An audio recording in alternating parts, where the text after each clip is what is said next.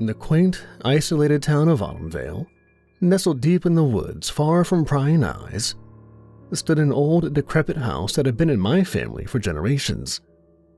This house was more than just a structure. It was a living testament to a lineage steeped in mystery and silence. And to the untrained eye, it was just another relic of bygone days. Its crumbling facade and sagging roof a mere curiosity for passing hikers. But to me, it was the keeper of my darkest secrets, a silent witness to unspeakable acts. The house had once been a majestic sight, a sprawling Victorian mansion built by my great-great-grandfather, a man of considerable wealth and somewhat dubious morality.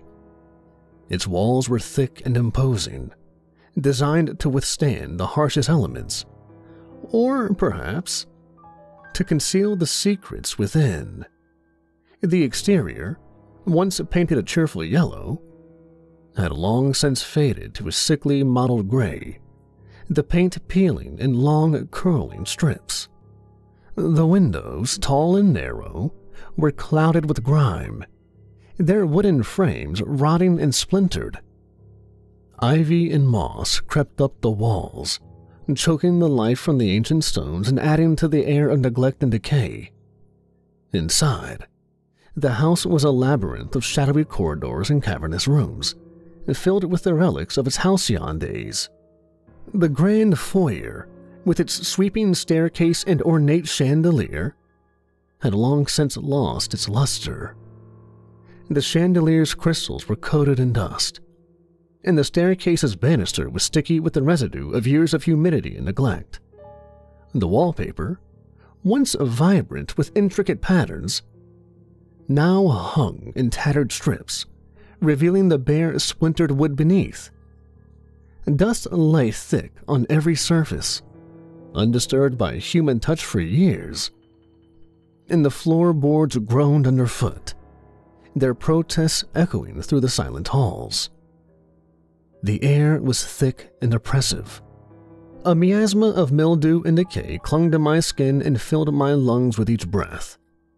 The scent was a constant reminder of the house's age and the secrets it held. Every creak and groan seemed amplified in the silence, each sound a ghostly reminder of the house's sinister history. The true heart of the house, though, lay beneath it. Hidden behind a heavy oak door that was always locked, the entrance to the cellar was a place I avoided unless absolutely necessary. The cellar was a place of perpetual darkness, where the cold seemed to seep into your very bones, and the silence itself was a living, breathing entity. At the far end, concealed behind a stack of forgotten crates and cobweb-covered shelves, was the well. This ancient construct, with its thick stone walls slick with moss and moisture, was a gaping maw that exuded a chill unlike anything else. It was a seemingly bottomless pit that had swallowed my darkest deeds without a trace. The well was not just a physical presence. It was a constant source of fear and dread, a silent sentry that watched over me my entire life. In the quiet moments of the night, when the wind whispered through the trees and the house settled with ghostly creaks, I could hear it calling to me. The whispers of my past, the voices of those I had sent to its depths echoed in my mind, driving me to the brink of madness. The well was both my confessor and my judge, its dark influence ever present, a reminder of the darkness that lurked within me. Over the years, the house became my prison, the well my tormentor. I would wander its halls, haunted by memories of the lives I had taken, each room a reminder of the irreversible choices I had made.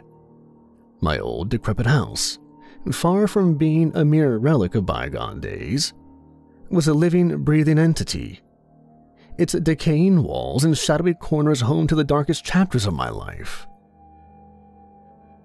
My earliest memory is not of joy or innocence, but of my younger sister's incessant wailing, Her cries echoed through the dusty halls, piercing my young mind like a relentless drill. One sweltering summer day, as her shrill voice grated on my nerves, something inside me snapped. I was only 10 years old, but in that moment, consumed by a rage I couldn't comprehend, I silenced her forever. With trembling hands, I carried her lifeless body to the well in the cellar. The ancient stones, covered in moss and ivy, seemed to whisper my sins as I lifted the heavy lid. I dropped her into the cold, dark abyss, expecting the guilt to swallow me whole. But the next day, when I nervously peered into the well, her body was gone. The town searched for her, of course. They combed the woods and dredged the nearby river, but she had vanished without a trace. Eventually, they concluded she had wandered off and met a tragic fate, and the town mourned a lost child. As for me, I felt an odd mix of relief and confusion. The well had taken her, and in doing so, it had granted me a twisted absolution. Years passed, but the memory of that day never faded. The well remained, a silent witness to my crime, and a dark secret that only I knew. I told myself it was a one-time aberration, a moment of madness. But deep down, I knew something darker lay dormant within me, waiting to be unleashed again. It was a sweltering summer afternoon, 5 years after my sister's disappearance, when the well demanded its next offering. I was a teenager by this point, navigating the volatile years of adolescence with a simmering anger that I struggled to control. That day, I was with my friend Tommy, a boy whose boisterous laughter and relentless teasing had grated on my nerves for years. We were in the woods behind my house, near the outside entrance to the basement in the well that had become both a source of dread and a dark fascination for me. The sun beat down on us, the heat amplifying every irritation. We were playing a game that quickly turned into a heated argument, and Tommy mocked me, and pushing all of the wrong buttons, and before I knew it, the world around me turned red. In a blind fury, I lashed out. My hands found a heavy branch, and with one swift, brutal swing, I struck him. The force of the blow was sickening, the crunch of bone and a sudden silence more deafening than his taunts. Tommy crumpled to the ground, his body limp and lifeless. And panic surged through me, but alongside it was the cold, calculating part of my mind that now took over. I knew what I had to do. My hands shook as I dragged his body into the basement and over to the well, the same well that had swallowed my sister all those years ago. The stone rim felt like the edge of an abyss, the darkness below an all-consuming void. With a final desperate heave, I pushed Tommy's body into the well. I watched as it disappeared into the shadows, the sound of the splash echoing in the silence. I backed away, my heart pounding in my chest, the weight of my actions pressing down on me. I spent the night in a restless, feverish sleep, haunted by visions of Tommy's lifeless eyes. The next morning, driven by a morbid curiosity and a sliver of hope, I returned to the well. As I peered into its depths, my breath caught in my throat. Tommy's body was gone. The well had taken him just as it had taken my sister. The ground around the well was undisturbed, and there was no trace of the horror that had transpired the day before. A strange sense of relief washed over me. The well had once again erased my sin, concealing my darkest deed. But that relief came with a chilling realization. The well's power was real, and it was now a part of me, a dark shadow that would follow me for the rest of my life. The years rolled by, and I grew into adulthood with the well's dark secret ever present in the back of my mind. Life moved on. I finished school, found a job, and even tried to lead a normal life.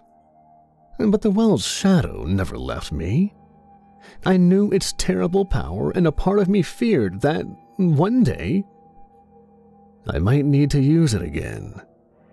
One fateful night, 10 years after young Tommy's disappearance, I found myself at a local bar, drowning my sorrows in a sea of alcohol.